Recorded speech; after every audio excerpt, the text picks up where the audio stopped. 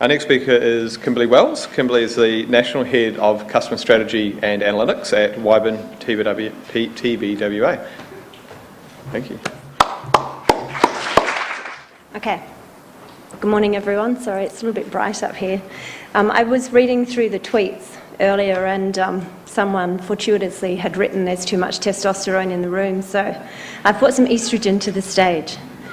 I thought I would just give you, I know I was introduced as Whybin TBWA and now I have Digital Arts Network up here, so just to avoid confusion, Digital Arts Network is the digital conscience that exists within Whybin TBWA. We are one agency with 2 doors and we have 700 global digital natives obviously around the world.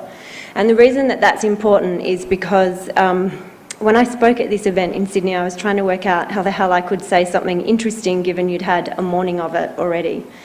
And so I decided that rather than me just answer the question around what is the future of digital advertising, I would leverage our network and take you on a little bit of a trip around the globe to see what is it that is on the minds of people like myself and people like yourself in some of our agencies. So we're going to kind of jump a few countries and I hope you find that interesting. So first stop is Singapore. There's no question this morning there has been extensive conversation around mobile and what the prevalence of mobile is. But I think, mobile in terms of where they're at with Singapore, it's about how we can leverage data to really improve the creativity and the interactions that users are having with it. And delving deeper, the market over there is really primed for more video interactions on device. The lightweight always-on interactions is no surprise, and it's something that a lot of you are probably working with in your markets at the moment. And the data and insights to power creativity is also something that they are really focused on. Now, some of these trends won't be new news. These are things that you're naturally working on in your market, but I think it's interesting as we continue to move more into a global marketplace to have a deeper understanding of what some of the issues are that are facing individuals over there. So the specific to always on is not about just producing the content, but how they're actually producing it over in Singapore, and it's a challenge we certainly face in our market here, and it's a challenge that I'm talking to our global team on around what is content creation and how do agencies become comfortable with that. As consumers become more of the co-creators and agencies and brands take on more of a position of content curators, there's a real change in the way that we are all operating, and there's a lot of trust. We talk about trust from a consumer's perspective. There's a lot of trust that brands now need to put back into the consumers to be able to hand over the keys to some of their most valuable assets. In Hong Kong, they're really playing a game of catch-up, hence my marathon runners. So real-time bidding and the demand-side platform media buys is something that they're just starting to embark on. Again, customised and personalised brand experiences are something that they're doing a lot of and increasingly trying to get deeper into that space, and the development of branded ecosystems and platforms. So it's Nike Plus, but it's obviously relevant to that particular market. They are opening up and investing in technology and infrastructure to create more personalised brand experiences, so they're starting to use a lot more of Adobe Test and Target. So again, if this is a marketplace that you're looking to get into, these are some things you should know. Canada was interesting, but probably not so interesting given I was fortunate to go to South by earlier this year, and I own a pair of Google Glass, and I don't think I've actually ever worn them. So I played with them in the office for about half an hour, and then I got sick of doing these ones, and I also got confused, and then the view that I was getting back was not enhancing my life in any way, shape or form. Fast forward to South by early this year, and I found that the most dominant use of the Google Glass was in a nightclub. Which probably says a bit about me as well, but was in a nightclub, and it was more used as a weapon to draw people in for a conversation as opposed to the practical application that it actually allows us to have. So there were blokes tuning girls and there were girls tuning blokes, all, I think, pretty much stemming from the fact that there were some Google Glass wearers around. So in Canada, they are absolutely talking about wearable tech, and that's one of the things that's got them awake at night. But it really goes beyond glass. And in this picture up here, there is a beautiful silver bracelet. So I need to just appeal to the women in the room for a minute. And this bracelet is designed by women who have a positioning line of technology for women made by women. And the bracelet vibrates based on any messages or things like that that come through to your mobile phone. At South By, there was another company that was showcasing a ring called Ringly. Again, that's about sending alerts back to the user. And, you know, initially I thought, why the hell do I want to wear a bracelet that's going to tell me if my mobile phone is vibrating? But the truth is, there's a fabulous human insight that sits in that from a woman's perspective, which is we don't like to keep phones in our pockets because it changes the shape of our bodies.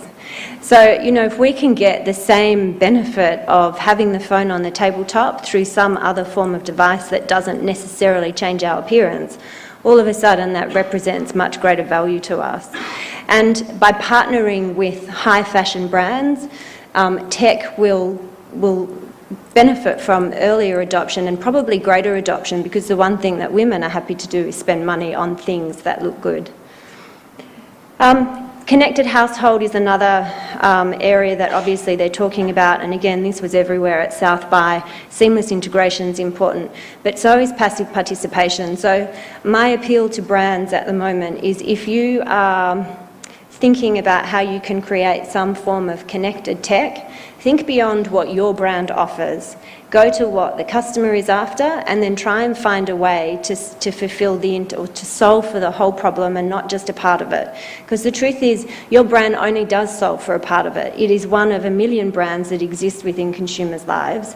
So if we were actually a little bit less controlling of the brands that we want our clients, our customers to put into their repertoire, and instead actually found collaboration in the way that we do business, we would all serve to benefit. There's a really big pot of money out there, and there's a really big share of space in consumers' worlds that we can get into, but we just need to make sure that we're doing it quite smartly. In the US, there's a huge trend obviously around e-retail and using the retailer sites as media. So, you know, one of the interesting stats that comes off the back of this is the Alibaba site. And I don't know how many people have ever spent any time looking at the Alibaba site, but, you know, I've got some old stats, and in 2012, Alibaba sold over $170 billion worth of goods. And so that's more than eBay and Amazon combined. And today, it's the biggest online retailer in the world. Now, they haven't monetized their platform yet, but imagine what will happen when they do. They've got incredible data. There's a huge opportunity for brands to get involved in that space. And I think increasingly any platform owner is going to look for opportunities to really start retailing their business.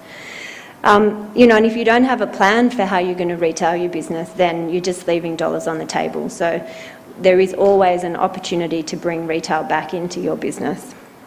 Connected devices, we've obviously already spoken about from a USA perspective, and then earning the data rights is something that Bob Greenberg from RGA spoke recently about in an article around, you know, sort of 5 ways that the industry will be disrupted in 2014.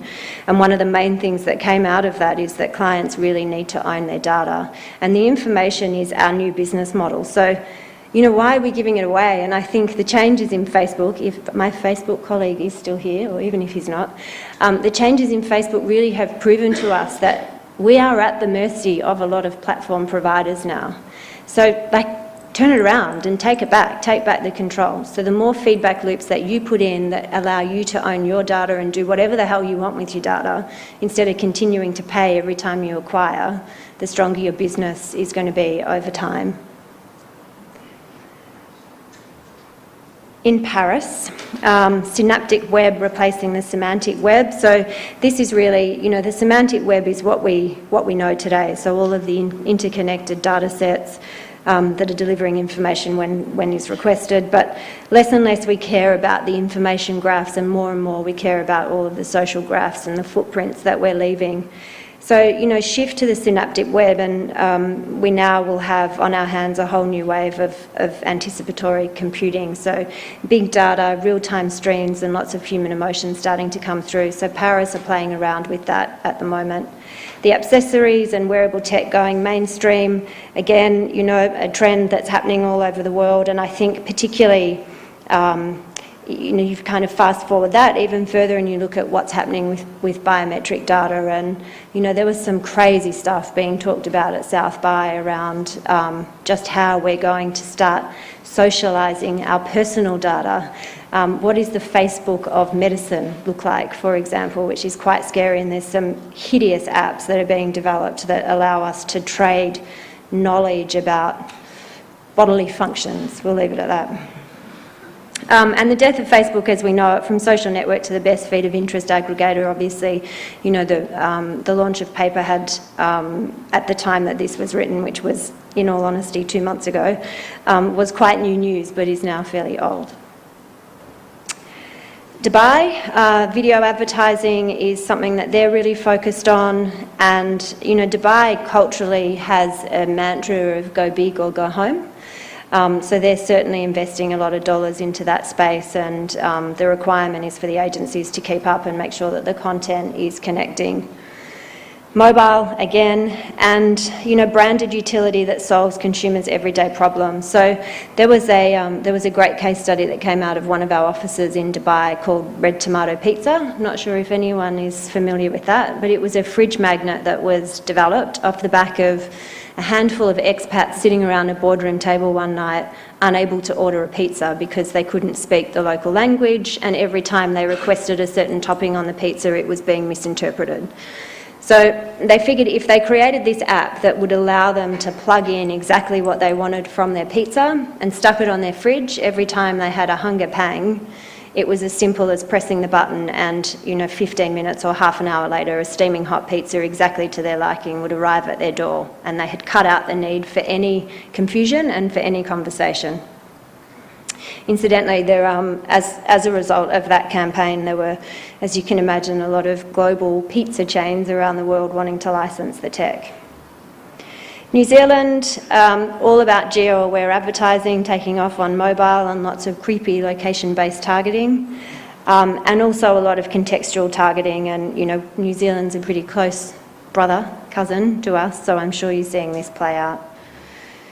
And then in terms of Australia, stunts and experiential brand activations, we should be criticised of perpetuating that a little bit as an agency. We do like the odd stunt, and we produced earlier this year GayTMs in Sydney, and that brief came off the back of ANZ being the naming rights sponsor for the Sydney Mardi Gras. They had sponsored it many years previously, but this year they were naming rights. And they wanted to do a press ad. And we said to them, well, we could do a press ad, but that would be quite tokenistic to a very well-networked social community. So what if we did something a little bit more? So we embarked on the challenge of convincing a bank to deface their own property, firstly, and then to pretty much buy the world's supply of rhinestones to stick on all of these ATMs around Sydney. Now, if you begin with the end in mind, that is what we did for this campaign, and I think when we talk about storytelling and when we talk about social activations, that's where we need to start, but too often that's probably the point where we fail. So we start instead thinking about what's this big idea, and then let's work out what our social seeding strategy is going to be as a result of that. With GayTMs, we started the other way around. So our objective, without any excuse, was to ensure that we achieved global reach from these 10. There are only 10 ATM machines that we put dotted around the Sydney Mardi Gras route in Sydney. And, that kind of flies in the face of the paid, owned, earned thing flows off the tongue really easily. But why don't we start with owned, earned, paid? We just don't. Generally, we don't. Media agencies don't. Clients often don't because they need to protect their reach first. But what we achieved through this GayTM campaign is a great testament. We had 60 million media impressions from 10 physical ATMs. Small, they're small, They're holes in the wall. We walk past them every day. But 60 million media impressions. We were covered on every single news station nationally, and we also received a lot of international coverage. And, you know, Twitter and Facebook blew up as a result of this content that people had fallen for. So all they did were taking photos of themselves against these gay TMs, but it made them smile. And it's the human connection that is what's really cutting through from a content perspective. Lightweight interactions, rich narratives and immersive stories. We've heard this morning about the importance of being a storyteller. I don't watch it, but you know, if you kind of think about The Bold and the Beautiful, it's a pretty long running drama, I suppose. And they do just enough to get you back the next week. But also if you miss it for a few weeks, it doesn't matter because you don't feel like you've missed out. And the art of storytelling is a real craft. So I think we need to be there for the long burn, but too often when campaigns are briefed or when we're thinking about hitting a specific KPI across a small window of time, we don't worry about the long burn. We're too interested in just do it for me right now. And that's just not how we as consumers are built to think. Visual vocabularies is another area that we're quite focused on. You know, increasingly we are saying less and less and wanting to read less and less. So it's reliant on us as an industry to work out what is the new visual vocabulary that we can continue to kind of talk about, if you like, or show. And so that has been executed through the likes of emoticons to date. But you know, what's next? Where can our visual vocabulary take us, and how can we make sure that we're creating emotions and appealing to people's senses through pictures as well as interesting executions of words? And customer experience is the other piece. You know, CX and UX once upon a time was reserved as a web design tool. But increasingly we need to be looking at what does the customer experience look like end to end, and it's not just about the digital channel, it's about every single channel. It's about when they walk into your retail shop front and where they go from that point forward. So, you know, making sure that we're collecting relationships instead of just transactions is a great way to future-proof your business. So the question was about what's the future of digital advertising, and I actually think it's the wrong question. Because I've got no fucking idea what's going to change. You know, like actually by the time I finish this, the future has already arrived. Something else has changed that I haven't spoken to you about. So you're going to get on Twitter and you're going to say, she knows shit. But, so I'm going to do something instead. I'm going to talk about what's not going to change in the next 10 years. And none of you are going to change because you can't be programmed. And so increasingly, my greatest frustration, and I've been in the industry for about 19, 20 years, is that we get caught up and we think that that everyone we advertise to look like us and that everyone who picks up our technology play with it like us. And they just don't, because humans are really inconvenient. They screen our ads out, they skip things, they probably